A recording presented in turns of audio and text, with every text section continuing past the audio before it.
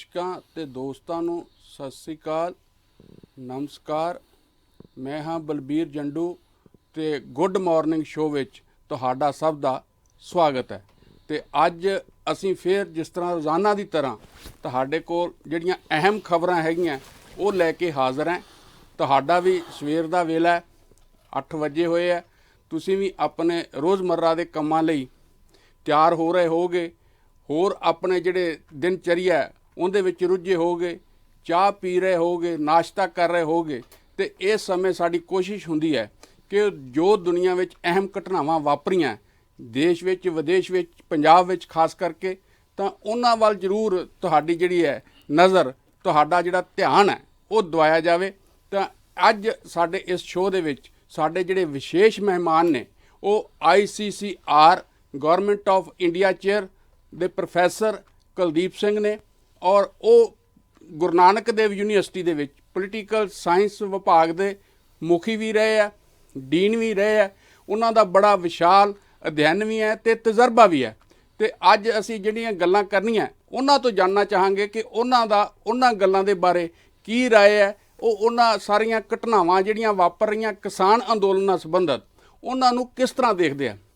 ਇਹ ਪ੍ਰੋਫੈਸਰ, ਜਿਸ ਤਰ੍ਹਾਂ ਅਸੀਂ ਗੱਲ ਸ਼ੁਰੂ ਕਰਨ ਲੱਗੇ ਹਾਂ ਕਿ ਜਿਹੜਾ ਕਿਸਾਨ ਅੰਦੋਲਨ ਹੈ ਉਸ ਦੀ ਸਾਰੀ ਜਿਹੜੀ ਪਹਿਲੇ 5 ਗੇੜ ਦੀ 6 ਗੇੜ ਦੀ ਗੱਲਬਾਤ ਸੀ, ਉਸ ਦੇ ਵਿੱਚ ਕੋਈ ਨਤੀਜਾ ਨਾ ਨਿਕਲਣ ਪਿੱਛੋਂ ਕਿਸਾਨਾਂ ਨੇ ਕੱਲ੍ਹ ਸਰਕਾਰ ਦੇ ਜਿਹੜੇ ਪ੍ਰਸਤਾਵ ਸੀਗੇ, ਸਰਕਾਰ ਦੀਆਂ ਜਿਹੜੀਆਂ ਤਜਵੀਜ਼ਾਂ ਸੀ, ਉਹਨਾਂ ਨੂੰ ਰੱਦ ਕਰ ਦਿੱਤਾ ਤੇ ਆਪਣੇ ਅਗਲੇ ਪ੍ਰੋਗਰਾਮ ਦਾ ਐਲਾਨ ਕਰ ਦਿੱਤਾ। ਦੂਸਰਾ ਅਸੀਂ ਇਹਦੇ ਨਾਲ ਹੀ ਜਿਹੜਾ ਮੁੱਦਾ ਹੈ ਉਹ ਲਵਾਂਗੇ ਕਿ ਵਿਰੋਧੀ ਧਿਰ ਨੇ ਕੱਲ੍ਹ ਰਾਸ਼ਟਰਪਤੀ ਨਾਲ ਮੁਲਾਕਾਤ ਕਰਕੇ ਕਿਹਾ ਕਿ ਉਹ ਦਖਲ ਦੇਣ ਤੇ ਖੇਤੀ ਕਾਨੂੰਨ ਜਿਹੜੇ ਹੈ ਰੱਦ ਕਰਨ ਲਈ ਸਰਕਾਰ ਨੂੰ ਕਹਿਣ। ਤੀਸਰਾ ਇਹਦੇ ਨਾਲ ਹੀ ਜੁੜਿਆ ਹੋਇਆ ਸਵਾਲ ਹੈ ਕਿ ਭਾਜਪਾ ਨੇ ਇਹ ਸਾਰਾ ਕੁਝ ਵਾਪਰਨ ਤੋਂ ਬਾਅਦ ਨਵੇਂ ਪੈਂਤੜੇ ਜਿਹੜੇ ਲੈਣੇ ਸ਼ੁਰੂ ਕਰ ਦਿੱਤੇ ਆ। ਇਹਨਾਂ ਗੱਲਾਂ ਨੂੰ ਅਸੀਂ ਆਪਣੀ ਅੱਜ ਚਰਚਾ 'ਚ ਲਵਾਂਗੇ। ਪ੍ਰੋਫੈਸਰ, ਜਿਹੜਾ ਜਿਸ ਤਰ੍ਹਾਂ ਗੱਲਬਾਤ ਸਾਰੀ ਫੇਲ ਹੋਈ ਹੈ, ਜਿਸ ਤਰ੍ਹਾਂ 6 ਗੇੜ ਦੀ ਗੱਲਬਾਤ ਹੋਈ, 5 ਗੇੜ ਰਸਮੀ ਤੇ 1 ਗੈਰ ਰਸਮੀ ਜਿਹਨੂੰ ਕਿਹਾ ਜਾ ਰਿਹਾ, ਜਿਹੜਾ ਅਮਿਤ ਸ਼ਾਹ ਹੋਣਾ ਨਾ ਹੋਇਆ ਕਿਸਾਨ ਜਥੇਬੰਦੀਆਂ ਦਾ, ਤੁਸੀਂ ਇਸ ਨੂੰ ਕਿਸ ਤਰ੍ਹਾਂ ਦੇਖਦੇ ਹੋ ਤੇ ਤੁਹਾਡੀ ਇਹ ਕਿਸਾਨ ਅੰਦੋਲਨ ਬਾਰੇ ਕੀ ਰਾਏ ਹੈ? ਦੇਖੋ, ਮੈਂ ਇਸ ਕਿਸਾਨ ਅੰਦੋਲਨ ਨੂੰ ਇਸ ਤਰ੍ਹਾਂ ਦੇਖਦਾ ਕਿ ਜਿਸ ਤਰੀਕੇ ਨਾਲ ਆਰਡੀਨੈਂਸਿਸ ਲਿਆਂਦੇ ਗਏ, ਆਰਡੀਨੈਂਸਿਸ ਬਾਅਦ 'ਚ ਕਾਨੂੰਨ ਬਣੇ ਜੀ, ਤੇ ਜਿਵੇਂ ਫਿਰ ਬਾਅਦ ਵਿੱਚ ਕੇਂਦਰ ਦੀ ਸਰਕਾਰ ਵੱਲੋਂ ਕਿਸਾਨਾਂ ਨੂੰ ਲਿਆ ਗਿਆ ਜੀ, ਜਿਵੇਂ ਇਲਜ਼ਾਮ ਲਾਏ ਗਏ, ਉਹਨਾਂ ਨੂੰ ਅੰਡਰ ਐਸਟੀਮੇਟ ਕੀਤਾ ਗਿਆ, ਉਹਦੇ ਸਿੱਟੇ ਵਜੋਂ ਕੀ ਹੋਇਆ ਕਿ ਕਿਸਾਨਾਂ ਦੇ ਮਨਾਂ ਵਿੱਚ ਸਰਕਾਰ ਦੀ ਜਿਹੜੀ ਇੱਕ ਜਿਹੜਾ ਟਰਸਟ ਸੀਗਾ ਉਹ ਖਤਮ ਹੋ ਗਿਆ। ਸੋ ਜਦੋਂ ਗੱਲਬਾਤ ਸ਼ੁਰੂ ਹੋਈ, ਜੇ ਦੌਰ ਸ਼ੁਰੂ ਹੋਏ, ਉਹ ਦੌਰ ਉਸ ਵੇਲੇ ਸ਼ੁਰੂ ਹੋਏ ਜਦੋਂ ਕਿਸਾਨ ਯੂਨੀਅਨ ਸਰਕਾਰ ਨੂੰ ਟਰਸਟ ਨਹੀਂ ਕਰ ਰਹੀਆਂ।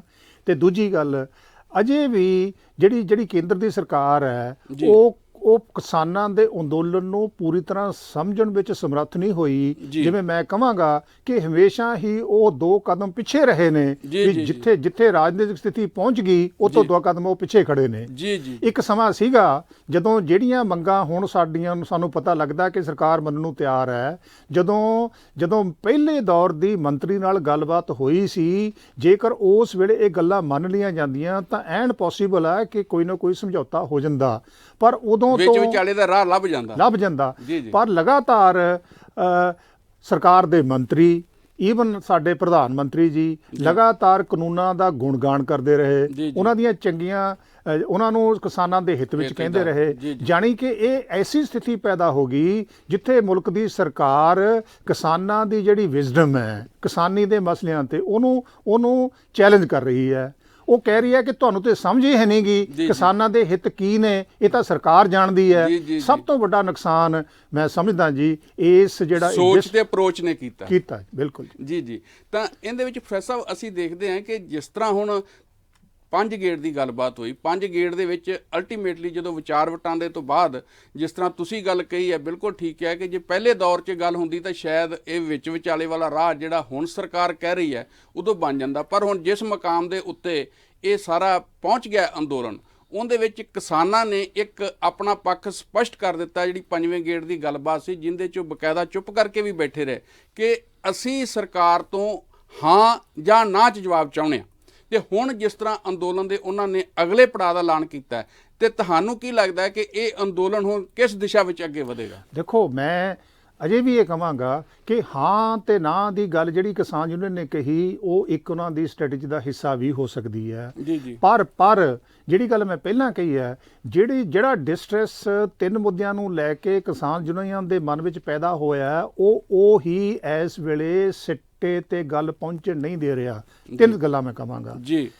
ਹੁਣ ਸਰਕਾਰ ਇਹ ਕਹਿੰਦੀ ਹੈ ਕਿ ਜੀ MSP ਅਸੀਂ ਦੇਵਾਂਗੇ, ਪਹਿਲਾਂ ਵੀ ਕਹਿੰਦੀ ਸੀ ਦੇਵਾਂਗੇ ਜੀ, ਤੇ ਨਾਲ ਉਹ ਇਹ ਕਹਿੰਦੇ ਨੇ ਕਿ ਭਾਈ ਪਹਿਲਾਂ ਵੀ MSP ਸਾਡੀ ਐਡਮਿਨਿਸਟ੍ਰੇਟਿਵ ਪਾਲਿਸੀ ਦਾ ਹਿੱਸਾ ਸੀ, ਕਿਸੇ ਕਾਨੂੰਨ ਦਾ ਹਿੱਸਾ ਨਹੀਂ ਸੀ। ਕਿਸਾਨ ਕਹਿੰਦੇ ਬਿਲਕੁਲ ਠੀਕ ਹੈ, ਪਰ ਹੁਣ ਕਿਸਾਨਾਂ ਨੂੰ ਇਹ ਲੱਗਦਾ ਹੈ ਕਿ ਜਿਹੜੀਆਂ ਨੀਤੀਆਂ ਕੇਂਦਰ ਦੀ ਸਰਕਾਰ ਲੈ ਕੇ ਤੁਰੀ ਫਿਰਦੀ ਹੈ, ਜਿਹੜੇ ਰਾਹ ਤੇ ਕੇਂਦਰ ਦੀ ਸਰਕਾਰ ਤੁਰੀ ਫਿਰਦੀ ਆ, ਉਹਨਾਂ ਦੇ ਹੁੰਦਿਆਂ ਹੋਇਆਂ ਕਿਸਾਨਾਂ ਨੂੰ ਇਸ ਗੱਲ ਦਾ ਯਕੀਨ ਹੋ ਗਿਆ ਕਿ ਅੱਜ ਨਹੀਂ ਕੱਲ੍ਹ ਨਹੀਂ ਪਰਸੋਂ MSP ਖਤਮ ਹੋਏਗੀ ਜੇਕਰ MSP ਨੂੰ ਕੋਈ ਕਾਨੂੰਨੀ ਰੂਪ ਨਹੀਂ ਦਿੱਤਾ ਜਾਂਦਾ।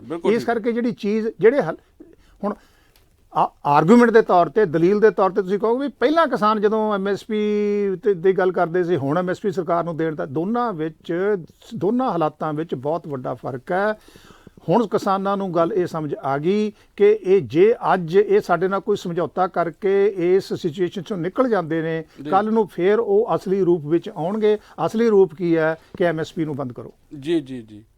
ਮਤਲਬ ਭਰੋਸਾ ਖਤਮ ਹੋ ਗਿਆ ਅਸਲ ਕੇਂਦਰ ਸਰਕਾਰ ਤੋਂ ਕਿਸਾਨਾਂ ਦਾ। ਭਰੋਸਾ ਖਤਮ ਹੋਣ ਦੇ ਬੜੇ ਵੱਡੇ ਕਾਰਨ ਨੇ, ਜਿਹੜੇ ਕਾਰਨ ਸਾਨੂੰ ਨਜ਼ਰ ਆਉਂਦੇ ਨੇ। 2-3 ਗੱਲਾਂ ਮੈਂ ਕਹਾਂਗਾ। ਇੱਕ ਤਾਂ ਹੁਣ ਦੇਖੋ ਜਿਹੜੀਆਂ ਕੱਲ ਪ੍ਰਸਤਾਵ ਉਹਨਾਂ ਨੇ ਭੇਜੇ ਪ੍ਰੋਫੈਸਰ ਸਾਹਿਬ, ਉਹਦੇ ਵਿੱਚ ਜਿਹੜਾ ਤੀਸਰਾ ਐਕਟ ਸੀਗਾ, ਜ਼ਰੂਰੀ ਵਸਤਾਂ ਐਕਟ ਜਾਂ ਜਿਹਨੂੰ ਐਸੈਂਸ਼ੀਅਲ ਕਮੋਡਿਟੀਜ਼ ਐਕਟ ਕਿਹਾ ਜਾਂਦਾ, ਉਹਦਾ ਕਿਤੇ ਜ਼ਿਕਰ ਹੀ ਨਹੀਂ ਹੈ। ਜਦੋਂ ਕਿ ਉਹ ਜਿਹੜਾ ਐਕਟ ਹੈ ਉਹ ਸਮੁੱਚੇ ਸਮਾਜ ਦੇ ਹਰ ਵਰਗ ਨੂੰ ਪ੍ਰਭਾਵਿਤ ਕਰਦਾ ਹੈ ਕਿ ਜੇ ਜ਼ਖੀਰੇਬਾਜ਼ੀ ਜਾਂ ਜਮਾਖੋਰੀ ਵੱਡੇ ਪੱਧਰ ਤੇ ਕਰਕੇ ਜਿਹੜੇ ਕਾਰਪੋਰੇਟ ਹੈ, ਉਸ ਤੋਂ ਬਾਅਦ ਉਹ ਮਨਮਰਜ਼ੀ ਦੇ ਰੇਟ ਤੇ, ਮਨਮਰਜ਼ੀ ਦੇ ਮੌਕੇ ਦੇ ਉੱਤੇ ਉਹਨਾਂ ਚੀਜ਼ਾਂ ਨੂੰ ਵੇਚਣਗੇ, ਤਾਂ ਕੁਦਰਤੀ ਗੱਲ ਹੈ ਕਿ ਆਮ ਲੋਕਾਂ ਨੂੰ ਵੀ ਉਹ ਪ੍ਰਭਾਵਿਤ, ਉਹਨਾਂ ਦੇ ਜੀਵਨ ਤੇ ਵੀ ਅਸਰ ਪਾਏਗਾ। ਬਿਲਕੁਲ ਪਾਏਗਾ ਜੀ। ਦੇਖੋ, ਕਿਸਾਨਾਂ ਨੂੰ ਇਸ ਗੱਲ ਦਾ ਯਕੀਨ ਹੈ ਕਿ ਜੇਕਰ ਪ੍ਰਾਈਵੇਟ ਮੰਡੀਆਂ ਤੇ ਸਰਕਾਰੀ ਮੰਡੀਆਂ ਇੱਕੋ ਵੇਲੇ ਹੋਂਦ ਵਿੱਚ ਆਉਂਦੀਆਂ ਨੇ, ਤਾਂ ਸਰਕਾਰ ਦੀ ਕੋਸ਼ਿਸ਼ ਹੋਏਗੀ ਕਿ ਮੁੱਢਲੇ ਸਮੇਂ ਵਿੱਚ ਪ੍ਰਾਈਵੇਟ ਮੰਡੀਆਂ ਨੂੰ ਇਹ ਯਕੀਨੀ ਦਵਾਇਆ ਜਾਵੇ ਕਿ ਪ੍ਰਾਈਵੇਟ ਮੰਡੀਆਂ ਕਿਸਾਨਾਂ ਨੂੰ ਥੋੜ੍ਹਾ ਬਹੁਤਾ ਵੱਧ ਪਾ ਦੇਣ, ਜਿਸ ਵਿੱਚੋਂ ਜਿਹੜੀ ਸਰਕਾਰੀ ਮੰਡੀਆਂ ਦੀ ਜਿਹੜੀ ਫੇਲਿਅਰ ਹੈ ਉਹ ਯਕੀਨੀ ਬਣੇ। ਤੇ ਇਹ ਦੇਖੋ, ਇਸ ਕਿਸਮ ਦੀ ਮੈਨੂਪੂਲੇਸ਼ਨ ਕਾਰਪੋਰੇਟ ਵਰਲਡ ਵਿੱਚ ਕੋਈ ਨਵੀਂ ਗੱਲ ਨਹੀਂ ਹੈਗੀ ਕਿ ਕਿਵੇਂ ਤੁਸੀਂ ਆਪਣੀ ਜਿਹੜੇ ਤੁਹਾਡੇ ਰਾਈਵਲਸ ਨੇ ਮੰਡੀ ਵਿੱਚ, ਉਹਨਾਂ ਨੂੰ ਕਿਵੇਂ ਖਤਮ ਕਰਨਾ। ਇਹ ਤਾਕਤ ਕਿੱਦਾਂ ਮੋਨੋਪੋਲੀ ਬਣਾਉਣੀ ਹੈ। ਇਹਦੀਆਂ ਉਦਾਹਰਨਾਂ ਸਾਡੇ ਕੋਲ ਹਜ਼ਾਰਾਂ ਨੇ ਕਿ ਅੰਤਰਰਾਸ਼ਟਰੀ ਪੱਧਰ ਤੇ ਕਿਵੇਂ ਕਾਰਪੋਰੇਟ ਹਾਊਸਸ ਨੇ ਮੋਨੋਪੋਲੀਜ਼, ਅਮਰੀਕਾ 'ਚ, ਯੂਰਪ 'ਚ ਵਾਪਰਿਆ ਹੀ ਹੈ ਸਾਰਾ ਕੁਝ।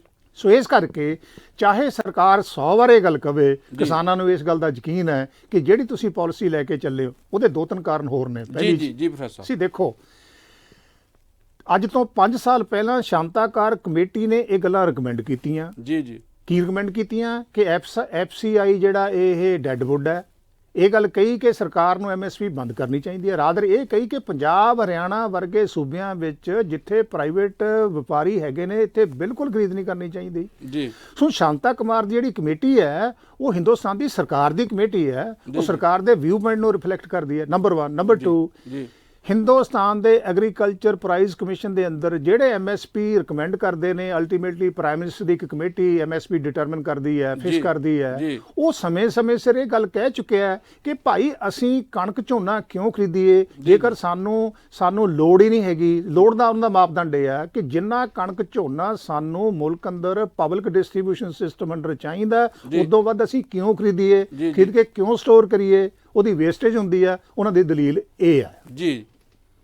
ਤੇ ਉਹਦੇ ਵਿੱਚ ਪ੍ਰੋਫੈਸਰ ਅਸੀਂ ਦੇਖਦੇ ਹਾਂ ਕਿ ਜਿਸ ਤਰ੍ਹਾਂ ਕਿਸਾਨ ਅੰਦੋਲਨ ਨੇ ਹੁਣ ਇੱਕ ਲੋਕ ਲਹਿਰ ਦਾ, ਜਨ ਅੰਦੋਲਨ ਦਾ ਰੂਪ ਧਾਰ ਲਿਆ। ਜਿਸ ਤਰ੍ਹਾਂ ਕਿ ਜਿਹੜਾ ਭਾਰਤ ਬੰਦ ਸੀਗਾ 8 ਦਸੰਬਰ ਦਾ, ਉਹਦੇ ਵਿੱਚ ਜਿਹੜੀਆਂ ਰਿਪੋਰਟਾਂ ਹੁਣ ਤੱਕ ਆਈਆਂ ਕਿ 25 ਸੂਬਿਆਂ ਦੇ ਵਿੱਚ 10,000 ਥਾਵਾਂ ਤੇ ਕਿਸਾਨਾਂ ਨੇ ਔਰ ਸਮਾਜ ਦੇ ਬਾਕੀ ਸਾਰੇ ਵਰਗਾਂ ਨੇ ਰਲ ਕੇ, ਉਹਦੇ 'ਚ ਮੁਲਾਜ਼ਮ ਵੀ ਸ਼ਾਮਲ ਹੈ, ਵਪਾਰੀ ਵੀ ਸ਼ਾਮਲ ਹੈ, ਦੁਕਾਨਦਾਰ ਵੀ ਸ਼ਾਮਲ ਹੈ, ਉਹਦੇ 'ਚ ਕਾਰਖਾਨੇਦਾਰ ਵੀ ਸ਼ਾਮਲ ਹੈ, ਉਹਦੇ 'ਚ ਛੋਟਾ ਵਪਾਰੀ ਵੀ ਸ਼ਾਮਲ ਹੈਗਾ, ਉਹਦੇ 'ਚ ਵਕੀਲ ਵੀ ਸ਼ਾਮਲ ਹੈ, ਪੱਤਰਕਾਰ ਵੀ ਸ਼ਾਮਲ ਹੈ, ਡਾਕਟਰ ਵੀ ਸ਼ਾਮਲ ਹੈ।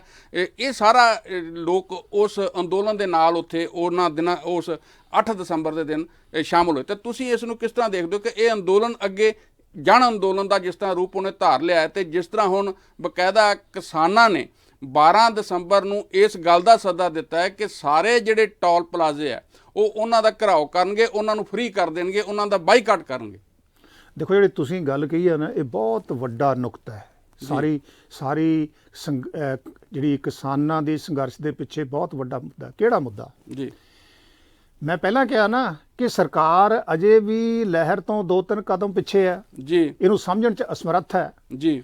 ਪਹਿਲਾਂ ਤਾਂ ਇਹ ਕਹਿੰਦੇ ਰਹੇ ਕਿ ਜੀ ਇਹ ਜਿਹੜੀ ਸੰਘਰਸ਼ ਹੈ ਇਹ ਇੱਕ ਖਾਸ ਵਰਗ ਦਾ ਸੰਘਰਸ਼ ਹੈ, ਪੰਜਾਬ ਦਾ ਹੀ, ਪੰਜਾਬ ਦੇ ਕਿਸਾਨਾਂ ਦਾ। ਪਹਿਲਾਂ ਤਾਂ ਸਰਕਾਰ ਉੱਥੇ ਗਲਤ ਹੋਈ। ਇਹ ਪੰਜਾਬ ਦੇ ਕਿਸਾਨਾਂ ਦਾ ਸੰਘਰਸ਼ ਤਾਂ ਸੀਗਾ, ਪੰਜਾਬ ਦੇ ਹਰ ਵਰਗ ਦਾ ਸੰਘਰਸ਼ ਬਣ ਗਿਆ।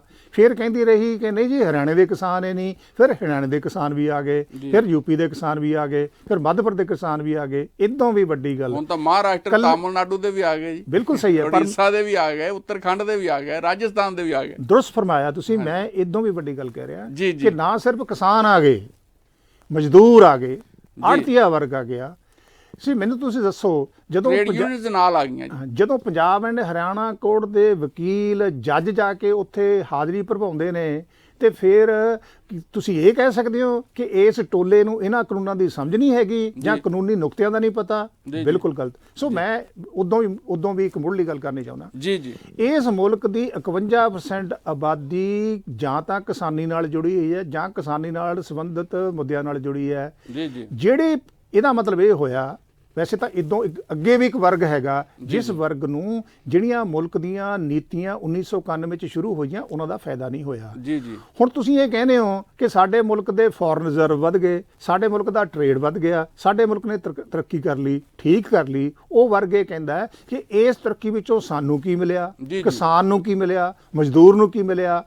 ਸੋ ਇਸ ਕਰਕੇ ਇਸ ਪੱਖੋਂ ਵੀ ਸਰਕਾਰ ਇਸ ਗੱਲ ਨੂੰ ਸਮਝਣ 'ਚ ਅਸਮਰੱਥ ਹੈ ਕਿ ਜੇ ਇਸ ਮੁਲਕ ਦੇ ਅੰਦਰ ਕਿਸਾਨਾਂ ਦੀ ਇਸ ਲਹਿਰ ਨੂੰ ਐਡਾ ਵੱਡਾ ਹੁੰਗਾਰਾ ਮਿਲਿਆ, ਤਾਂ ਜਿਹੜੇ ਲੋਕਾਂ ਨੇ ਇਸ ਸੰਘਰਸ਼ ਨੂੰ ਹੁੰਗਾਰਾ ਦਿੱਤਾ, ਉਹਨਾਂ ਦੇ ਜਿਹੜੀਆਂ ਦੁੱਖ ਤਕਲੀਫਾਂ ਨੇ ਉਹ ਸਿਰਫ ਤੇ ਸਿਰਫ ਕਿਸਾਨੀ ਮੁੱਦਿਆਂ ਨਾਲ ਨਹੀਂ ਖੜੀਆਂ, ਉਹ ਇਸ ਗੱਲ ਨਾਲ ਖੜੀਆਂ ਨੇ ਕਿ ਤੁਸੀਂ ਇਸ ਮੁਲਕ ਵਿੱਚ ਉਹ ਨੀਤੀਆਂ ਲੈ ਕੇ ਆਏ ਜਿਹੜੀ ਨੀਤੀਆਂ ਦਾ ਫਾਇਦਾ ਮੁਲਕ ਨੂੰ ਤਾਂ ਹੋਇਆ, ਇੱਕ ਖਾਸ ਵਰਗ ਨੂੰ ਹੋਇਆ, ਇੱਕ ਬਹੁਤ ਵੱਡੇ ਵਰਗ ਨੂੰ ਉਹਦਾ ਫਾਇਦਾ ਨਹੀਂ ਹੋਇਆ। ਸੋ ਅਲਟੀਮੇਟਲੀ ਇੱਕ ਐਸੀ ਲਹਿਰ ਬਣਦੀ ਜਾ ਰਹੀ ਹੈ ਕਿ ਮੁਲਕ ਦੇ ਲੋਕ ਉਹਨਾਂ ਪਾਲਿਸੀਜ਼ ਪ੍ਰਤੀ ਆਪਣਾ ਪ੍ਰਤੀਕਰਮ ਦੇ ਰਹੇ ਨੇ ਜਿਹੜੀਆਂ ਪਾਲਿਸੀਜ਼ ਨੂੰ ਮੁਲਕ ਨੂੰ ਤਰੱਕੀ, ਮੈਂ ਵਿਦਨ ਕੌਮਾਂ ਕਹਿ ਰਿਹਾ, ਤਰੱਕੀ ਵਾਲੇ ਪਾਸੇ ਲੈ ਕੇ ਗਈਆਂ ਨੇ, ਪਰ ਇਸ ਕਿਸਮ ਦੀ ਤਰੱਕੀ ਵਾਲੇ ਪਾਸੇ ਨਹੀਂ ਲੈ ਕੇ ਗਈਆਂ ਜਿਹਦੇ ਨਾਲ ਅਸਮਾਨਤਾ ਵੀ ਪੈਦਾ ਹੋਈ, ਨਾ ਬਰਾਬਰੀ ਵੀ ਪੈਦਾ ਹੋਈ। ਵੈਸੇ ਵੀ ਪ੍ਰੋਫੈਸਰ ਸਾਹਿਬ ਅਸੀਂ ਜਦੋਂ ਦੇਖਦੇ ਹਾਂ ਇਹ ਸਾਰਾ ਕੁਝ, ਤਾਂ ਉਹਦੇ 'ਚ ਹੁਣ ਵੀ ਜਿਹੜਾ ਕਿਸਾਨ ਅੰਦੋਲਨ ਹੈ ਉਹ ਬਾਰ-ਬਾਰ ਇਹੀ ਕਹਿ ਰਿਹਾ ਕਿ ਜਿੰਨੀਆਂ ਵੀ ਨੀਤੀਆਂ ਸਰਕਾਰ ਦੀਆਂ ਉਹ ਕਾਰਪੋਰੇਟ ਪੱਖੀ ਹੈ।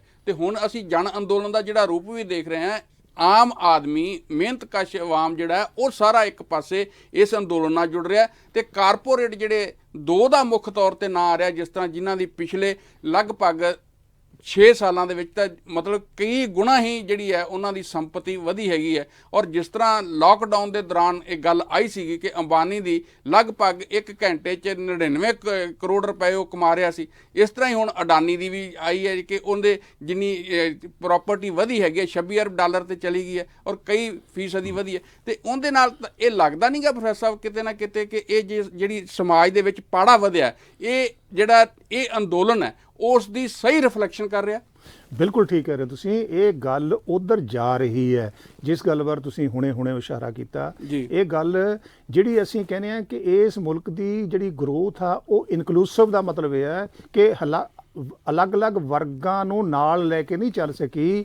ਬਹੁਤ ਸਾਰੇ ਵਰਗ ਉਹ ਜਿਨ੍ਹਾਂ ਲਈ ਇਸ ਗਰੋਥ ਦਾ ਕੋਈ ਮਤਲਬ ਨਹੀਂ, ਕੋਈ ਮੀਨਿੰਗ ਨਹੀਂ, ਉਹ ਜਿਹੜੇ ਇਸ ਪ੍ਰੋਸੈਸ ਦਾ ਹਿੱਸਾ ਨਹੀਂ ਹੈਗੇ, ਇਹ ਉਹਨਾਂ ਦਾ ਪ੍ਰਤੀਕਰਮ ਹੈ। ਸੋ ਇਸ ਕਰਕੇ ਅਲਟੀਮੇਟਲੀ ਇਹ ਡਿਬੇਟ ਕੀ ਬਣ ਗਈ ਆ, ਵਿਵਾਦ ਕੀ ਬਣ ਗਿਆ ਕਿ ਭਾਈ ਤੁਸੀਂ ਜਿਹੜੀਆਂ ਮੰਡੀ ਵਾਲੀਆਂ ਨੀਤੀਆਂ ਲਈ ਫਿਰਦੇ ਹੋ, ਜੇ ਉਹ ਮੰਡੀ ਵਾਲੀਆਂ ਨੀਤੀਆਂ ਤੁਹਾਡੇ ਮੁਲਕ ਵਿੱਚ ਬਿਲੀਅਨਰ ਪੈਦਾ ਕਰਦੀਆਂ ਨੇ, ਕਿ ਤੁਸੀਂ ਫਿਰ ਉਸ ਨੂੰ ਤਰੱਕੀ ਮੰਨੋਗੇ, ਤੁਸੀਂ ਉਹਨੂੰ ਗਰੋਥ ਮੰਨੋਗੇ, ਜਾਂ ਤੁਹਾਨੂੰ ਇਸ 130 ਕਰੋੜ ਲੋਕਾਂ ਵਾਲੇ ਮੁਲਕ ਵਿੱਚ ਜਿੱਥੇ 50% ਕਿਸਾਨ ਮਜ਼ਦੂਰ ਤੁਰੇ ਫਿਰਦੇ ਨੇ, ਜਿੱਥੇ ਇੱਕ ਹੋਰ ਬਹੁਤ ਵੱਡਾ ਵਰਗ ਹੈ ਜਿਨ੍ਹਾਂ ਨੂੰ ਇਸ ਗਰੋਥ ਦਾ ਕੋਈ ਫਾਇਦਾ ਨਹੀਂ ਹੋਇਆ, ਉਹਨਾਂ ਲਈ ਇਸ ਗਰੋਥ ਦਾ ਕੀ ਮੀਨਿੰਗ ਹੈ? ਇਹ ਇਸ ਕਿਸਮ ਦਾ ਵਿਵਾਦ ਬਣਦਾ ਜਾ ਰਿਹਾ ਜਿਹੜਾ ਮੈਂ ਸਮਝਦਾ ਅਜੇ ਵੀ ਸਰਕਾਰ ਨੂੰ ਪੂਰਨ ਤੌਰ ਤੇ ਸਮਝ ਨਹੀਂ ਆ ਰਿਹਾ। ਪ੍ਰੋਫੈਸਰ ਕਿਤੇ ਇਹ ਨਹੀਂ ਲੱਗਦਾ ਕਿ ਹੁਣ ਤੱਕ ਜਿੰਨਾ ਵੀ ਸਰਕਾਰ ਦਾ ਵਤੀਰਾ ਰਿਹਾ ਉਹ ਗੰਭੀਰਤਾ ਕਿਤੇ ਵੀ ਨਜ਼ਰ ਨਹੀਂ ਆਉਂਦੀ ਉਹਦੇ 'ਚ ਕਿ ਉਹ ਇਹਨਾਂ ਕਾਨੂੰਨਾਂ ਬਾਰੇ ਕਿਸਾਨਾਂ ਦੀਆਂ ਜਿਹੜੀਆਂ ਭਾਵਨਾਵਾਂ ਉਹਨਾਂ ਨੂੰ ਸਮਝਣ ਵੱਲ ਅੱਗੇ ਵਧ ਰਹੀ ਹੋਵੇ। ਗੰਭੀਰਤਾ ਦੇਖੋ ਇਸ ਮੁਲਕ ਵਿੱਚ ਪਿਛਲੇ 6 ਸਾਲ ਤੋਂ ਵਿਰੋਧ ਨਾਂ ਦੀ ਕੋਈ ਚੀਜ਼ ਪੈਦਾ ਨਹੀਂ ਹੋਈ। ਬੜੀ ਮੈਂ ਕਈ ਟੀਵੀਆਂ ਤੇ ਡਿਬੇਟ ਚੱਲਦੀ ਹੈ, ਉਹ ਕਹਿੰਦੀ ਸਰਕਾਰ ਚੁਣ ਕੇ ਆ ਗਈ, ਹੁਣ ਸਰਕਾਰ ਨੂੰ ਕਾਨੂੰਨ ਬਣਾਉਣ ਦਿਓ। ਜੀ ਜੀ, ਇਹ ਡੈਮੋਕ੍ਰੇਸੀ ਦਾ ਮਾਡਲ ਦੁਨੀਆ ਵਿੱਚ ਕਿਤੇ ਨਹੀਂ ਰਿਹਾ। ਇਹ ਠੀਕ ਹੈ, ਇਹ ਠੀਕ ਹੈ, ਲੋਕ ਵੋਟਾਂ ਪਾ ਕੇ ਸਰਕਾਰਾਂ ਚੁਣਦੇ ਨੇ। ਇਹ ਵੀ ਓਡਾ ਹੀ ਵੱਡਾ ਸੱਚ ਹੈ ਕਿ ਜਿਹੜੇ ਲੋਕ ਸਰਕਾਰਾਂ ਨੂੰ ਚੁਣਦੇ ਨੇ ਉਹ ਸਰਕਾਰਾਂ ਦੀ ਕਾਰਗੁਜ਼ਾਰੀ ਤੇ ਸਮੇਂ-ਸਮੇਂ ਸਿਰ ਆਪਣੀਆਂ ਦਲੀਲਾਂ, ਆਪਣੀ ਸੋਚ ਪ੍ਰਗਟ ਕਰਦੇ ਨੇ। ਜੇ ਉਹਨਾਂ ਨੂੰ ਲੱਗਦਾ ਕਿ ਸਰਕਾਰ ਕਿਸੇ ਰਾਹ ਦੇ, ਤੁਸੀਂ ਮੈਨੂੰ ਇਹ ਦੱਸੋ ਵੀ ਚਾਹੇ ਯੂਪੀਏ ਹੋਵੇ ਚਾਹੇ ਐਨਡੀਏ ਹੋਵੇ, ਦੋਨੋਂ ਸਰਕਾਰਾਂ ਜਦੋਂ ਕਿਸਾਨਾਂ ਨੂੰ ਇਹ ਕਹਿੰਦੀਆਂ ਸੀਗੀਆਂ ਕਿ ਅਸੀਂ ਤੁਹਾਨੂੰ C+, C2+50% ਦਵਾਂਗੇ, ਬਿਲਕੁਲ ਠੀਕ, ਸਵਾਮੀਨਾਥਨ ਕਮਿਸ਼ਨ ਤੇ ਹੋਰ ਵੀ ਕਮੇਟੀਆਂ ਹੈਗੀਆਂ ਨੇ, ਸਵਾਮੀਨਾਥਨ ਕਮਿਸ਼ਨ ਦੋਨਾਂ ਪਾਰਟੀਆਂ ਦੇ ਮੈਨੀਫੈਸਟੋ ਸ਼ਾਮਲ ਆਏਗਾ। ਇਹਦਾ ਮਤਲਬ ਇਹ ਹੋਇਆ ਕਿ ਤੁਸੀਂ ਵੋਟਾਂ ਤਾਂ ਲੋਕਾਂ ਕੋਲੋਂ ਲਈਆਂ ਸਵਾਮੀਨਾਥਨ ਕਮਿਸ਼ਨ ਦਾ ਵਾਅਦਾ ਕਰਕੇ, ਜਿਹੜੀਆਂ ਤੁਸੀਂ ਨੀਤੀਆਂ ਬਣਾ ਰਹੇ ਹੋ ਉਹ ਉਹਨਾਂ ਵਾਅਦਿਆਂ ਦੇ ਬਿਲਕੁਲ ਉਲਟ। ਫਿਰ ਤੁਸੀਂ ਇਹ ਕਹੋ ਕਿ ਜੀ ਇਹ ਜਿਹੜਾ ਪ੍ਰੋਟੈਸਟ ਹੈ ਇਹ ਤਾਂ ਇਲੈਕਟਡ ਗਵਰਨਮੈਂਟ ਦੇ ਖਿਲਾਫ ਹੈ, ਇਹ ਕੋਈ ਡੈਮੋਕ੍ਰੈਟਿਕ ਸਪਿਰਿਟ ਨਹੀਂ ਹੈਗੀ। ਸੋ ਮੈਂ ਕੀ ਕਹਿਣਾ ਚਾਹੁੰਦਾ ਕਿ ਬੜੀ ਗਲਤ ਸੋਚ ਇਸ ਮੁਲਕ ਵਿੱਚ ਪੈਦਾ ਹੋ ਗਈ। ਜ਼ਰੂਰੀ ਨਹੀਂ ਜਿਹੜੀ ਡੋਮੀਨੈਂਟ ਥਿੰਕਿੰਗ ਹੋਵੇ ਉਹ ਕਰੈਕਟ ਵੀ ਹੋਵੇ।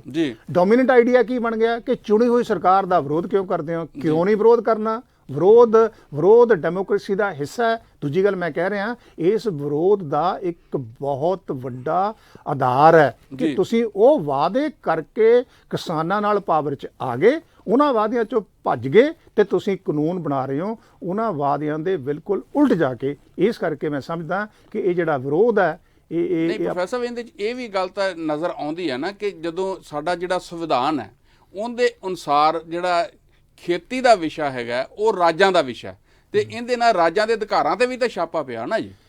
ਇਹ ਵੀ ਇੱਕ ਬੜਾ ਵੱਡਾ ਮੁੱਦਾ ਰਿਹਾ। ਨਹੀਂ, ਬਿਲਕੁਲ ਤੁਸੀਂ ਕਹਿ ਰਹੇ ਹੋ। ਖੇਤੀ ਤੇ ਕਾਨੂੰਨ, ਖੇਤੀ ਦੇ ਵਿਸ਼ੇ ਤੇ ਕਾਨੂੰਨ ਬਣਾਉਣਾ ਸੈਂਟਰ ਦਾ ਵਿਸ਼ਾ ਨਹੀਂ ਹੈਗਾ, ਰਾਜਾਂ ਦਾ ਵਿਸ਼ਾ ਹੈਗਾ। ਤੁਸੀਂ ਠੀਕ ਕਿਹਾ ਹੈਗਾ। ਪਰ ਜਿਹੜੀ ਹੁਣ ਮੈਂ ਸ਼ਬਦ ਗੁਰੇਜ਼ ਕਰ ਰਿਹਾ ਯੂਜ਼ ਕਰਨ ਤੋਂ, ਜਿਹੜੀ ਬਦਮਾਸ਼ੀ ਸਰਕਾਰ ਨੇ ਕੀਤੀ ਹੈ, ਉਹਨਾਂ ਨੇ ਖੇਤੀ ਨੂੰ ਵਪਾਰ ਨਾਲ ਕਲੱਬ ਕਰਕੇ ਕਾਨੂੰਨ ਬਣਾਤੇ। ਕਿਉਂਕਿ ਵਪਾਰ ਬੇਸਿਕਲੀ ਸੈਂਟਰ ਕੋਲ ਹੈਗਾ। ਤੁਸੀਂ ਮੈਨੂੰ ਇਹ ਦੱਸੋ ਵੀ ਚਾਹੇ MSP ਹੋਵੇ, ਚਾਹੇ ਪ੍ਰਾਈਵੇਟ ਮੰਡੀਆਂ ਹੋਣ, ਚਾਹੇ ਕੰਟਰੈਕਟ ਫਾਰਮਿੰਗ ਹੋਵੇ, ਇਹ ਸਿੱਧੇ ਤਾਂ ਸਿੱਧੇ ਖੇਤੀ ਦੇ ਵਿਸ਼ੇ ਨੇ। ਸੋ ਇਸ ਕਰਕੇ ਇਹਨਾਂ ਤਿੰਨਾਂ ਵਿਸ਼ਿਆਂ ਤੇ ਜੇਕਰ ਕਿਸੇ ਨੂੰ ਕਾਨੂੰਨ ਬਣਾਉਣਾ ਬਣਦਾ ਸੀ, ਸਿਰਫ ਤੇ ਸਿਰਫ ਰਾਜਾਂ ਨੂੰ ਬਣਾਉਣਾ ਬਣਦਾ ਸੀ। ਸੋ ਇਸ ਗੱਲ ਨੂੰ ਮੈਨੀਪੂਲੇਟ ਕਰਕੇ, ਜ਼ਿਆਦਾ ਰਿਸਪੈਕਟੇਬਲ ਵਰਡ ਹੈ ਪੰਜਾਬੀ WA ਦੀ ਕੀ ਹੈ, ਕਿ ਇਸ ਗੱਲ ਨੂੰ ਮੈਨੀਪੂਲੇਟ ਕਰਕੇ ਤੁਸੀਂ ਕਾਨੂੰਨ ਬਣਾਤੇ। ਫਿਰ ਕਾਨੂੰਨ ਵੀ ਇੱਕ ਚੋਰ ਦਰਵਾਜ਼ੇ ਰਾਹੀਂ ਬਣਾਤੇ ਕਿ ਦੁਨੀਆ ਸਾਰੀ COVID-19 ਨਾਲ ਜੂਝ ਰਹੀ ਹੈ। ਤੁਸੀਂ ਆਰਡੀਨੈਂਸਸ ਉਹਨਾਂ ਹਾਲਾਤਾਂ ਵਿੱਚ ਇਸ਼ੂ ਕੀਤੇ ਜਾਂਦੇ ਨੇ ਜਦੋਂ ਬਹੁਤ ਹੀ ਕੋਈ ਸੰਕਟਕਾਲੀਨ ਸਥਿਤੀ ਪੈਦਾ ਹੋਈ ਹੈ। ਇਹ ਤਾਂ ਡਿਬੇਟ ਬੜੇ ਲੰਮੇ ਸਮੇਂ ਤੋਂ ਚੱਲ ਰਹੀ ਸੀ। ਜੇ ਇਹ ਡਿਬੇਟ ਚੱਲ ਰਹੀ ਸੀ, ਇਸ ਡਿਬੇਟ ਨੂੰ ਵਾਈਂਡ ਅਪ ਕਰਨ ਦਾ COVID-19 ਤੇ ਕੋਈ ਸਮਾਂ ਨਹੀਂ ਸੀਗਾ। ਤੇ ਫਿਰ ਇਹ ਗੱਲ, ਜੇ ਤੁਸੀਂ ਵਾਕਈ ਕੋਈ ਬਹੁਤ ਵੱਡੇ ਵਡਮੁੱਲੇ ਖਿਆਲ ਲੈ ਕੇ ਬੈਠੇ ਹੋ, ਜਿਹੜੇ ਦੋ ਸੂਬਿਆਂ ਨੇ ਇਸ ਮੁਲਕ ਨੂੰ ਫੂਡ ਸਰਪਲਸ ਬਣਾਇਆ ਹੈ, ਜਿਹੜੇ ਦੋ ਸੂਬਿਆਂ ਨੇ ਇਸ ਮੁਲਕ ਨੂੰ ਉਸ ਜਲਾਲਤ ਵਿੱਚੋਂ ਕੱਢਿਆ ਹੈ, ਜਿਹੜੀ ਜਲਾਲਤ ਅੱਜ ਨਵੀਂ ਜਨਰੇਸ਼ਨ ਨੂੰ ਯਾਦ ਨਹੀਂ ਹੈਗੀ ਕਿ ਲੇਟ 1960 ਵਿੱਚ ਕਿਵੇਂ ਹਿੰਦੁਸਤਾਨ ਦੀ ਸਰਕਾਰ ਜਾ ਕੇ ਅਮਰੀਕਾ ਦੇ ਮਿਹਨਤ ਕਰਦਾ ਸੀ। ਕਾਲਰ ਜੁੜ ਗਏ। ਹਾਂਜੀ ਹੈਲੋ ਜੰਡੂ ਸਾਹਿਬ, ਤੁਹਾਨੂੰ ਤੇ ਡਾਕਟਰ ਸਾਹਿਬ ਨੂੰ ਵਾਹਿਗੁਰੂ ਜੀ ਕਾ ਖਾਲਸਾ, ਵਾਹਿਗੁਰੂ ਜੀ ਕੀ ਫਤਿਹ। ਭੋਗਲ ਸਾਹਿਬ, ਕੀ ਹਾਲ ਚਾਲ ਨੇ? ਵਧੀਆ, ਬੜੇ ਦਿਨਾਂ ਬਾਅਦ ਤੁਹਾਡੀ ਆਵਾਜ਼ ਸੁਣੀ ਹੈ। ਹਾਲੇ ਕੋਈ ਤੇ ਪ੍ਰੋਗਰਾਮ ਤਾਂ ਤੁਹਾਡੇ ਸੁਣਦੇ ਰਹੀਦਾ। ਅੱਛਾ ਜੀ ਹਾਂ, ਕਹੋ ਕੀ ਕਹਿਣਾ ਭੋਗਲ ਸਾਹਿਬ। ਮੈਂ ਸੁਣ ਰਿਹਾ ਸੀ ਡਾਕਟਰ ਸਾਹਿਬ ਨੂੰ, ਬਿਲਕੁਲ ਠੀਕ ਗੱਲਾਂ ਕਰ ਰਹੇ ਨੇ ਤੁਸੀਂ ਡਾਕਟਰ ਸਾਹਿਬ ਵੀ।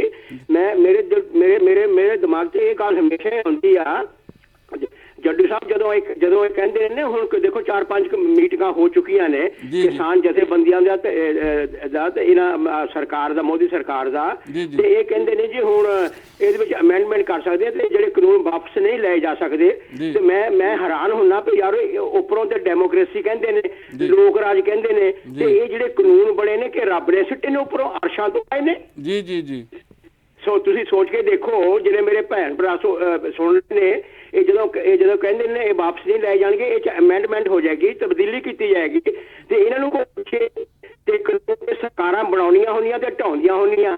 ਜੀ ਤੇ ਇਹ ਕਾਨੂੰਨ ਕੋ ਰੱਬ ਨੇ ਭੇਜੇ ਨੇ ਅਰਸ਼ਾਂ ਤੋਂ, ਜਿਹੜੇ ਨਹੀਂ ਵਾਪਸ ਲੈ ਜਾ ਸਕਦੇ। ਨਾ ਇੰਗਲੈਂਡ ਚ ਥੈਚਰ ਨੇ ਵੀ ਤਾਂ ਜਿਹੜਾ ਵੋਟ ਟੈਕਸ ਲਾਇਆ ਸੀ ਵਾਪਸ ਲਿਆਏ ਸੀ ਨਾ ਉਹ ਕਾਨੂੰਨ ਜੀ। ਮੈਂ ਬਿਲਕੁਲ ਤੁਹਾਡੇ ਪ੍ਰੋਗਰਾਮ 'ਚ ਇਹ ਗੱਲ ਕਹੀ ਸੀ ਕਿ ਇੱਥੇ ਵੀ ਜਿਹੜੇ ਸਟੂਡੈਂਟ ਸੀਗੇ ਕਾਲਜਾਂ ਦੇ, ਸਕੂਲਾਂ ਦੇ, ਉੱਤੇ ਪੋਲ ਟੈਕਸ ਲੱਗਣਾ ਸੀਗਾ, ਯੂਨੀ ਦੇ ਜਿਹੜੇ ਸਟੂਡੈਂਟ ਸੀਗੇ। ਜਦੋਂ ਪ੍ਰੋਟੈਸਟ ਹੋਇਆ ਤੇ ਉਹਨੇ ਕਾਨੂੰਨ ਵਾਪਸ ਲੈ ਲਿਆ। ਜੀ ਤੇ ਉਹਨੇ ਤੇ ਕਿਹਾ ਨਹੀਂ ਕਿ ਕਾਨੂੰਨ ਵਾਪਸ ਨਹੀਂ ਲਿਆ ਜਾ ਸਕਦਾ, ਇਹ 'ਚ ਅਮੈਂਡਮੈਂਟ ਹੋਊਗੀ। ਇਹ ਪਤਾ ਨਹੀਂ, ਇਹ ਹੰਕਾਰ ਦੇ ਭਰੇ ਹੋਏ ਭਾਂਡੇ ਨੇ, ਇਹਨਾਂ ਨੂੰ ਇਹ ਨਹੀਂ ਪਤਾ ਵੀ ਸਿਆਣੇ ਕਹਿੰਦੇ ਹੁੰਦੇ ਵੀ ਹੰਕਾਰਿਆ ਸੋ ਮਾਰਿਆ। ਜੀ ਤੇ ਇਹਨਾਂ ਨੂੰ ਬਿਲਕੁਲ ਨਹੀਂ ਇਸ ਗੱਲ ਦਾ ਕੋਈ, ਵਾਹਿਗੁਰੂ ਜਾਣਦਾ ਕਿ ਜਾਂ ਦੂਸਰੀ ਗੱਲ ਇਹ ਵੀ ਆਪਣੇ ਜੰਡੂ ਸਾਹਿਬ, ਜਿਵੇਂ ਸਾਰੇ ਭੈਣ ਭਰਾ ਸੋਚਦੇ ਹੋਣਗੇ, ਮੈਂ ਵੀ ਇਦਾਂ ਸੋਚਦਾ ਵੀ ਸਾਰੀ ਦੁਨੀਆ 20-25-30 ਲੱਖ ਬੰਦਾ ਉੱਥੇ ਭਾਰਤ ਦੇ ਵਿੱਚ ਇਕੱਠਾ ਹੋਇਆ, ਤੇ ਦੁਨੀਆ ਦੇ ਇਹ ਹੁਣ ਪੰਜਾਬ ਦਾ ਐਜੀਟੇਸ਼ਨ ਨਹੀਂ ਰਹਿ ਗਿਆ, ਭਾਰਤ ਦਾ ਨਹੀਂ ਰਹਿ ਗਿਆ, ਇਹ ਸਾਰੀ ਦੁਨੀਆ ਦਾ ਬਣ ਚੁੱਕਾ, ਕੌਮਾਂਤਰੀ ਬਣ ਗਿਆ, ਠੀਕ ਹੈ, ਦਾ ਬਣ ਚੁੱਕਾ। ਤੇ ਮੈਂ ਇਹਨੂੰ ਪੁੱਛਣਾ ਚਾਹੁੰਦਾ, ਕੋਈ ਹੋਰ ਪੁੱਛੇ ਇਹਨਾਂ ਨੂੰ। ਸਾਰੀ ਦੁਨੀਆ ਵਿੱਚੋਂ ਮੋਦੀ ਤੇ ਸ਼ਾਹ ਅਕਲਮੰਦ ਨੇ, ਬਾਕੀ ਸਾਰੇ ਮੂਰਖ ਨੇ। ਜੀ ਸੋਚ ਕੇ ਦੇਖੋ ਤੁਸੀਂ, ਡਾਕਟਰ ਸਾਹਿਬ ਦੀਆਂ ਗੱਲਾਂ ਵੀ ਮੈਂ ਸੁਣੀਆਂ, ਤੇ ਇਹ ਦੋ ਬੰਦੇ ਅਕਲਮੰਦ ਰਹਿ ਗਏ ਨੇ, ਬਾਕੀ ਸਾਰੇ ਭੋਗਲ ਸਾਹਿਬ ਡਾਕਟਰ ਸਾਹਿਬ ਇਸ ਮੁੱਦੇ ਤੇ ਜਿਹੜਾ ਤੁਸੀਂ ਇਹਨੂੰ ਕੌਮਾਂਤਰੀ ਅੰਦੋਲਨ ਵਾਲੀ ਗੱਲ ਕੀਤੀ ਹੈ, ਜੋੜਿਆ ਹੈ ਨਾ, ਉਹਦੇ ਤੇ ਆਪਣੀ ਟਿੱਪਣੀ ਦੇਣਗੇ ਹੁਣ, ਤੇ ਤੁਸੀਂ ਹੋਰ ਕੋਈ ਗੱਲ ਕਹਿਣੀ ਤੇ ਕਹਿ ਲਓ। ਮੈਂ ਇਹ ਕਹਿਣੀ ਆ ਵੀ ਇਹਨਾਂ ਨੂੰ ਚੇਤੇ ਰੱਖਣਾ ਚਾਹੀਦਾ ਵੀ ਕੂੜ ਨੇ ਖੁੱਟੇ ਨਾਨਕਾ ਓੜਕ ਸੱਚ ਰਹੀ। ਇਹ ਸੱਚ 100 ਦੀਵਾਰ ਪਾੜ ਕੇ ਵੀ ਬਾਹਰ ਆ ਜਾਏਗਾ। ਜਿਹੜੇ ਇਹ ਮਨ ਦੀਆਂ ਗੱਲਾਂ ਕਰਦੇ, ਮਨ ਕੀ ਬਾਤ, ਉਹਨੂੰ ਦੁਨੀਆ ਕਹਿੰਦੀ ਆ ਇਹ ਬੇਈਮਾਨੀ ਕੀ ਬਾਤ ਹੈ। ਜੀ ਸੋਸ਼ਲ ਮੀਡੀਆ ਦੇਖ ਲਓ ਕਿਵੇਂ ਭਰਿਆ ਪਿਆ। ਜੀ ਠੀਕ ਹੈ। ਇਹਨਾਂ ਦੇ ਨਾਲ ਕਿਹੋ ਜਿਹਾ ਵਰਤਾਓ ਕੀਤਾ ਜਾ ਰਿਹਾ, ਸੋਸ਼ਲ ਮੀਡੀਆ ਤੇ ਜਾ ਕੇ ਦੇਖੋ, ਸਾਰੇ ਨੂੰ ਪਤਾ ਆ। ਇਸ ਤਰ੍ਹਾਂ ਨੂੰ ਨਹੀਂ ਕਰਨਾ ਚਾਹੀਦਾ। ਜੀ ਮੋਦੀ ਹੋਣੀ ਹਮੇਸ਼ਾ ਕਹਿੰਦੇ ਸੀ ਸਭ ਕਾ ਸਾਥ, ਸਭ ਕਾ ਵਿਸ਼ਵਾਸ, ਸਭ ਕਾ ਵਿਕਾਸ। ਹੁਣ ਤੁਸੀਂ ਦੱਸੋ ਕਿਹਨਾਂ ਦਾ ਸਾਥ ਲੈ ਕੇ ਇਹ ਕਾਨੂੰਨ ਬਣਾਉਂਦੇ ਨੇ, ਕਿਹਨਾਂ ਦਾ ਵਿਸ਼ਵਾਸ ਜਿੱਤਿਆ ਇਹਨਾਂ ਨੇ? ਜਿਨ੍ਹਾਂ ਨੇ ਇਹਨਾਂ ਤੇ ਵਿਸ਼ਵਾਸ ਕੀਤਾ, ਇਹਨਾਂ ਨੇ ਵਿਸ਼ਵਾਸਘਾਤ ਕੀਤਾ। ਤੇ ਕਿਹੜਾ ਕੀਤਾ? ਨੋਟਬੰਦੀ 12 ਵਜੇ ਰਾਤ ਦੇ ਨੋਟਬੰਦੀ ਬੰਦ ਕਰਕੇ 150 ਬੰਦੇ ਦੀ ਜਾਨ ਲੈ ਲਈ। ਜੀ ਕਿਹੜਾ ਕਹੇਗਾ ਇਹ ਵਿਕਾਸ ਹੋਇਆ, ਇਹ ਖੁਸ਼ਹਾਲੀ ਆਈ ਹੈ ਮੁਲਕ ਦੇ ਵਿੱਚ? ਦੱਸੋ ਤਾਂ ਸਹੀ ਯਾਰੋ। ਠੀਕ ਹੈ ਭੋਗਲ ਸਾਹਿਬ। ਇਸ ਕਰਕੇ ਡੈਮੋਕ੍ਰੇਸੀ ਨਹੀਂ ਕਹਿ ਸਕਦੇ ਇਹਨੂੰ, ਇਹ ਡਿਕਟੇਟਰਸ਼ਿਪ ਆ। ਇਹਨਾਂ ਨੂੰ ਸਮਝ ਲੈਣਾ ਚਾਹੀਦਾ, ਇਦਾਂ ਨਹੀਂ ਕਰਨਾ ਚਾਹੀਦਾ, ਰੱਬ ਤੋਂ ਭੈ ਖਾਣਾ ਚਾਹੀਦਾ। ਠੀਕ ਹੈ ਭੋਗਲ ਸਾਹਿਬ, ਠੀਕ ਹੈ। ਇਹਨਾਂ ਨੂੰ ਬੇਨਤੀ ਕਰਦੇ ਵੀ ਇਦਾਂ ਨਹੀਂ ਕਰੀਦਾ ਹੁੰਦਾ। ਇਹ ਦੁਨੀਆ ਅੱਗੇ ਨਹੀਂ ਜਾ ਰਹੀ, ਤੁਸੀਂ ਪਿੱਛੇ ਨਹੀਂ ਜਾ ਰਹੇ, ਤੁਸੀਂ ਮੁਲਕ ਦਾ ਕੀ ਬਣਾ ਦਿੱਤਾ। ਜੀ ਸਾਨੂੰ ਇੱਥੇ ਬੈਠੇ ਨੂੰ ਬਾਹਰ ਜਦੋਂ ਲੋਕ ਦੇਖਦੇ ਬੱਚੇ, ਸਾਰੀ ਉਮਰ ਦੇ ਬੀਬੀਆਂ ਮਾਈਆਂ ਤਰਸ ਆਉਂਦਾ ਯਾਰ, ਅੰਦਰ ਕੰਮ ਜਾਂਦਾ। ਜੀ ਬਿਲਕੁਲ ਠੀਕ ਹੈ ਤੁਹਾਡੀ ਗੱਲ ਭੋਗਲ ਸਾਹਿਬ। ਨਹੀਂ ਕਰਨਾ ਚਾਹੀਦਾ, ਇਹ ਹੰਕਾਰ ਛੱਡ ਦੇਣਾ ਚਾਹੀਦਾ, ਕਿਉਂਕਿ ਹੰਕਾਰ ਬਹੁਤ ਬੁਰੀ ਚੀਜ਼ ਵਾ। ਹੰਕਾਰਿਆ ਸੋ ਮਾਰਿਆ, ਇਦਾਂ ਨਹੀਂ ਕਰਨਾ ਚਾਹੀਦਾ। ਇਹ ਅਮੀਰ ਜ਼ਾਦੀਆਂ ਨੂੰ ਹੋਰ ਅਮੀਰ ਨਾ ਬਣਾਉਣ, ਜਿਹੜੇ ਗਰੀਬ ਨੇ ਉਹਨਾਂ ਨੂੰ ਰੋਜ਼ੀ ਰੋਟੀ ਦੇਣ। ਠੀਕ ਹੈ ਭੋਗਲ ਸਾਹਿਬ, ਖੋਣ ਦੀ ਕੋਸ਼ਿਸ਼ ਨਾ ਕਰਨ। ਸਮਾਂ ਖਤਮ ਹੋ ਗਿਆ ਸਾਡਾ, ਹੁਣ ਪ੍ਰੋਫੈਸਰ ਵੰਦੇ ਤੇ ਤੁਹਾਡੀ ਗੱਲ ਤੇ ਆਪਣੀ ਟਿੱਪਣੀ ਦਿੰਦੇ ਆ, ਸੁਣੋ ਤੁਸੀਂ। ਧੰਨਵਾਦ ਜੀ, ਧੰਨਵਾਦ। ਵਾਹਿਗੁਰੂ ਜੀ ਕਾ ਖਾਲਸਾ, ਵਾਹਿਗੁਰੂ ਜੀ ਕਾ ਫਤਿਹ। ਭੋਗਲ ਸਾਹਿਬ ਨੇ ਜਿਹੜੀ ਗੱਲ ਕਹੀ ਹੈ ਬਿਲਕੁਲ ਦਰੁਸਤ ਹੈ ਜੀ। ਕਾਨੂੰਨ ਵਾਪਸ ਵੀ ਲਾਏ ਜਾ ਸਕਦੇ ਨੇ, ਕਾਨੂੰਨਾਂ 'ਚ ਤਬਦੀਲੀ ਵੀ ਕੀਤੀ ਜਾ ਸਕਦੀ ਹੈ। ਦੂਜੀ ਕਾਲਰ ਸਾਡੇ ਨਾਲ ਜੁੜ ਗਈ। ਹਾਂਜੀ ਸਤਿ ਸ਼੍ਰੀ ਅਕਾਲ ਜੀ। ਕਿੱਥੋਂ ਬੋਲ ਰਹੇ ਜੀ? ਹਾਂਜੀ ਪਾਲ ਸਿੰਘ ਬੋਲ ਰਿਹਾ। ਹਾਂਜੀ ਪਾਲ ਸਿੰਘ ਜੀ, ਸਵਾਗਤ ਹੈ ਤੁਹਾਡਾ ਪ੍ਰੋਗਰਾਮ 'ਚ। ਕਹੋ ਪ੍ਰੋਫੈਸਰ ਸਾਹਿਬ ਨੇ ਜੇ ਗੱਲਾਂ ਕਹੀਆਂ, ਕੋਈ ਸਵਾਲ ਹੈ ਤੁਹਾਡਾ ਤਾਂ ਦੱਸੋ। ਹਾਂਜੀ ਜੀ, ਪ੍ਰੋਫੈਸਰ ਸਾਹਿਬ ਜੀ ਨੇ ਗੱਲਾਂ ਤਾਂ ਬਹੁਤ ਵਧੀਆ ਕੀਤੀਆਂ, ਸਵਾਲ ਕੋਈ ਵੀ ਨਹੀਂ ਤੇ ਖੁਦ ਹੀ ਇਹਨਾਂ ਨੇ ਹਰ ਸਵਾਲ ਦੇ ਵਿੱਚ ਇੱਕ ਜਵਾਬ ਦਿਆ। ਜੀ ਜੇ ਅਸੀਂ ਉਹਨੂੰ ਬਰੀਕੀ ਨਾਲ ਸਮਝੀਏ, ਬਰੀਕੀ ਨਾਲ ਸੋਚੀਏ, ਹਰ ਸਵਾਲ ਦੇ ਵਿੱਚ ਇੱਕ ਜਵਾਬ ਸਾਡਾ ਬੈਠਾ ਆ। ਹਾਂਜੀ ਇਹ ਪਾਲ ਸਿੰਘ ਜੀ ਥੋੜਾ ਜਿਹਾ ਧਿਆਨ ਰੱਖਿਓ, ਸਮਾਂ ਖਤਮ ਹੋ ਗਿਆ, ਗੱਲ ਵਿੱਚ ਕੱਟੀ ਨਾ ਜਾਵੇ, ਤੁਸੀਂ ਆਪਣੀ ਗੱਲ ਪੂਰੀ ਕਰ ਲਓ। ਦੋ ਮਿੰਟ ਤੁਹਾਨੂੰ 2 ਲਾਈਨਾਂ ਸੁਣਾਉਣੀਆਂ। ਹਾਂਜੀ ਤੇ ਮੈਂ ਰੱਖਣਾ ਆ। ਪਾਲੀ ਕੋਟਲੀ ਵਾਲਿਆ ਦੱਸ ਇਹਨਾਂ ਨੂੰ ਜੀ, ਪਾਲ ਕੋਟਲੀ ਵਾਲਿਆ ਦੱਸ ਇਹਨਾਂ ਨੂੰ, ਇਹਨਾਂ ਸਰਕਾਰਾਂ ਨੂੰ ਜਿਨ੍ਹਾਂ ਦੇਸ਼ ਆਜ਼ਾਦ ਕਰਾਇਆ ਸੀ ਜੀ ਖੇਤ ਦੇ ਰਾਖੇ ਆਏ ਨੇ ਜੀ, ਨਾ ਪਰਖੀ ਸਬਰ ਪਿਆਲੇ ਨੂੰ, ਜੀ ਜੀ ਜੀ ਉਹ ਕੌਮ ਦੇ ਵਾਰਸ ਨੇ ਜਿਨ੍ਹਾਂ ਜੀ। ਚਾਂਦਨੀ ਚੌਂਕ 'ਚ ਪਿਤਾ ਵਾਰਿਆ, ਜੀ ਸਰਹੰਦ 'ਚ ਲਾਲ ਚਨਾਏ ਨੇ। ਜੀ ਜੀ ਦੱਸ ਜਾਈ ਉਹਨਾਂ ਸਰਕਾਰਾਂ ਨੂੰ ਇਹ ਉਹ ਕੌਮ ਦੇ ਵਾਰਸ ਆਏ ਨੇ। ਜੀ ਜੀ ਜੀ ਜੀ ਕਈ ਵਾਰ ਜਿਨ੍ਹਾਂ ਨੇ ਦਿੱਲੀ ਫਤਿਹ ਕੀਤੀ, ਜੀ ਕਈ ਵਾਰ ਜਿਨ੍ਹਾਂ ਨੇ ਦਿੱਲੀ ਫਤਿਹ ਕੀਤੀ, ਇਹਨਾਂ ਜੰਗ ਦੇ ਬਿਗਲ ਵਜਾਏ ਨੇ। ਜੀ ਜੀ ਇੱਥੇ ਅੰਨਾ ਹਜ਼ਾਰੇ ਰਾਮਦੇਵ ਨਹੀਂ ਬੈਠੇ, ਜੀ ਜੀ ਇੱਥੇ ਅੰਨਾ ਹਜ਼ਾਰੇ ਰਾਮਦੇਵ ਨਹੀਂ ਬੈਠੇ, ਉਹ ਖੇਤ ਦੇ ਰਾਖੇ ਆਏ ਨੇ। ਜੀ। ਪਾਲ ਕੋਟਲੀ ਵਾਲਿਆ ਦੱਸ ਇਹਨਾਂ ਸਰਕਾਰਾਂ ਨੂੰ ਜਿਨ੍ਹਾਂ ਦੇਸ਼ ਆਜ਼ਾਦ ਕਰਾਇਆ ਸੀ ਉਹ ਦੇਸ਼ ਦੇ ਰਾਖੇ ਆਏ ਨੇ, ਉਹ ਦੇਸ਼ ਦੇ ਰਾਖੇ ਆਏ। ਧੰਨਵਾਦ ਪਾਲ ਸਿੰਘ ਜੀ, ਬਾਕੀ ਕੱਲ ਕਰਾਂਗੇ, ਸਮਾਂ ਖਤਮ ਹੋ ਗਿਆ। ਠੀਕ ਹੈ ਜੀ, ਠੀਕ। ਹਾਂਜੀ ਪ੍ਰੋਫੈਸਰ ਸਾਹਿਬ, ਤੁਸੀਂ ਕੋਈ ਸੰਖੇਪ ਟਿੱਪਣੀ ਕੋਈ ਕਰਨੀ ਹੈ ਤੇ ਕਰ ਦਿਓ, ਸਮਾਂ ਆਪਣੇ ਸ਼ੋਅ ਦਾ ਖਤਮ ਹੋ ਗਿਆ। ਬਹੁਤ ਵਧੀਆ ਗੱਲਾਂ ਭੋਗਲ ਸਾਹਿਬ ਤੇ ਪਾਲ ਸਿੰਘ ਉਹਨਾਂ ਨੇ ਕਹੀਆਂ ਨੇ। ਕਾਨੂੰਨ ਬਣਾਏ ਵੀ ਜਾ ਸਕਦੇ ਨੇ, ਕਾਨੂੰਨ ਵਾਪਸ ਵੀ ਲੈ ਜਾ ਸਕਦੇ ਨੇ, ਕਾਨੂੰਨਾਂ 'ਚ ਤਰਮੀਮ ਵੀ ਕੀਤੀ ਜਾ ਸਕਦੀ ਹੈ। ਇਹ ਵੀ ਗੱਲ ਸੱਚ ਹੈ ਕਿ ਸਰਕਾਰ ਨੇ ਜਿਹੜੇ ਪਹਿਲਾਂ ਕਾਨੂੰਨ ਬਣਾਏ ਉਹ ਗਲਤ ਨਿਕਲੇ, ਉਹਨਾਂ ਦੀ ਪੜਚੋਲ ਕਰਨ ਦਾ ਅਧਿਕਾਰ ਹੈ, ਉਹਨਾਂ ਨੂੰ ਅਸੈਸ ਕਰਨ ਦਾ ਅਧਿਕਾਰ ਹੈ।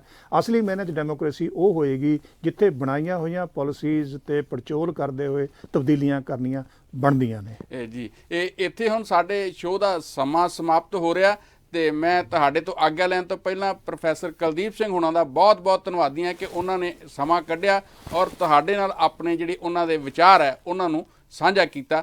ਤੇ ਅਸੀਂ ਕੱਲ ਫੇਰ ਇਸੇ ਸਮੇਂ ਦੇ ਉੱਤੇ ਤੁਹਾਨੂੰ ਹੋਰ ਨਵੀਆਂ ਖਬਰਾਂ ਲੈ ਕੇ ਮਿਲਾਂਗੇ, ਨਵੇਂ ਵਿਚਾਰ ਲੈ ਕੇ ਮਿਲਾਂਗੇ ਤੇ ਸਾਨੂੰ ਆਸ ਹੈ ਕਿ ਤੁਸੀਂ ਇਸ ਤਰ੍ਹਾਂ ਹੀ ਜਿਹੜਾ ਸਾਡੇ ਬਾਕੀ ਦੇ ਪ੍ਰੋਗਰਾਮ ਹੈ ਉਹਨਾਂ ਨਾਲ ਵੀ ਜੁੜੇ ਰਹੋਗੇ ਤੇ ਕੱਲ ਆਪਾਂ ਫੇਰ ਇਹ ਪ੍ਰੋਗਰਾਮ 'ਚ ਹਾਜ਼ਰ ਹੋਵਾਂਗੇ ਤੇ ਤੁਸੀਂ ਵੀ ਆਪਣਾ ਜਿਹੜਾ ਇਹਦੇ ਵਿੱਚ ਯੋਗਦਾਨ ਪਾਉਂਦੇ ਹੋ, ਜਿਸ ਤਰ੍ਹਾਂ ਵਿਚਾਰ ਵਟਾਂਦਰੇ ਦੇ ਵਿੱਚ, ਉਹ ਬਹੁਤ ਚੰਗਾ ਲੱਗਦਾ ਹੈ ਔਰ ਸਾਰੀ ਜਿਹੜੀ ਸੰਗਤ ਹੈ ਉਹਨਾਂ ਤੱਕ ਵੀ ਉਹ ਪਹੁੰਚਦਾ ਤੇ ਸਾਡੇ ਲਈ ਵੀ ਉਹ ਬੜਾ ਫਾਇਦੇਮੰਦ ਹੁੰਦਾ ਹੈ। ਸਾਨੂੰ ਉਹਦੇ ਤੋਂ ਬਹੁਤ ਕੁਝ ਸਿੱਖਣ ਨੂੰ ਵੀ ਮਿਲਦਾ ਹੈਗਾ। ਇਸ ਕਰਕੇ ਤੁਸੀਂ ਵੀ ਸਾਡੇ ਪ੍ਰੋਗਰਾਮ ਨਾਲ ਇਸ ਤਰ੍ਹਾਂ ਹੀ ਜੁੜੇ ਰਹੋ। ਤੁਹਾਡਾ ਸਭ ਦਾ ਬਹੁਤ ਧੰਨਵਾਦ।